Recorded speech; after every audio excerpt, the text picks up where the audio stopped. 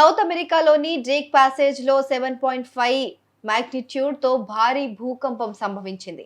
దీని తీవ్రత Richter scale పైన 8.0గా నమోదైంది. భూకంప కేంద్రం అంటార్క్టికా మధ్యలో ఉన్న డ్రేక్ ప్యాసేజ్లో ఉంది.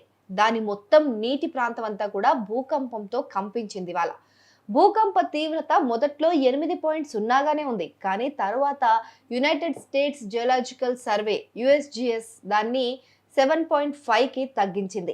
భారతదేశ జాతీయ భూకంప శాస్త్ర కేంద్రం NCS భూకంప తీవ్రతను 7.4గా కొలుస్తుంది.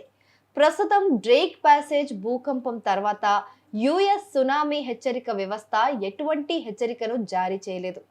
భూకంపం కారణంగా ప్రాణ నష్టం లేదా ఆస్తి నష్టం జరిగినట్లు కూడా ఇప్పటి వరకు ఎలాంటి ఆధారాలు వార్తలు లేవు.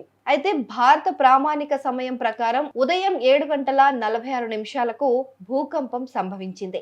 డ్రేక్ ప్యాసేజ్ దక్షిణ అమెరికాలోని కేప్ హార్న్, అంటార్క్టికాలోని దక్షిణ షెట్లాండ్ దీవుల మధ్య లోతైన విశాలమైన జలమార్గం అది. డ్రేక్ ప్యాసేజ్ నైరుతి అట్లాంటిక్, ఆగ్నేయ పసిఫిక్ మహాసముద్రాలను కలుపుతూ ఉంటుంది. USGS ప్రకారం భూకంపం 10.8 కిలోమీటర్ల లోతులో సంభవించింది. భూమి లోపల 7 టెక్టోనిక్ ప్లేట్లున్నాయి. ఈ ప్లేట్లు నిరంతరం తిరుగుతూనే ఉంటాయి. ఈ ప్లేట్లు ఒకదానికొకటి ఢీకొన్నప్పుడు, ఒకదానికొకటి రుద్దుకున్నప్పుడు, ఒకదానిపైన ఒకటి ఎక్కినప్పుడు లేదా ఒకదానికొకటి దూరంగా వెళ్ళినప్పుడు భూమి కంపించడం అనేది జరుగుతుంది. దీన్ని భూకంపం అంటాం. భూకంపాలను కొలవడానికి రిక్టర్ స్కేల్ ను ఉపయోగిస్తారు. ఇది మనందరికీ తెలిసిందే. దీన్ని రిక్టర్ మ్యాగ్నిట్యూడ్ స్కేల్ అంటారు. రిక్టర్ మ్యాగ్నిట్యూడ్ స్కేల్ 1 నుంచి 9 వరకు ఉంటుంది. భూకంప తీవ్రతను దాని కేంద్రం నుంచే కొలుస్తారు. అంటే ఆ కేంద్రం నుంచి వెలువడే శక్తిని ఈ స్కేలు పైన కొలుస్తారు. 1 అంటే తక్కువ తీవ్రత గల శక్తి విడుదలవుతుందని, 9 అంటే చాలా అత్యధికం, ఇంకా మ్యాక్సిమం అదే.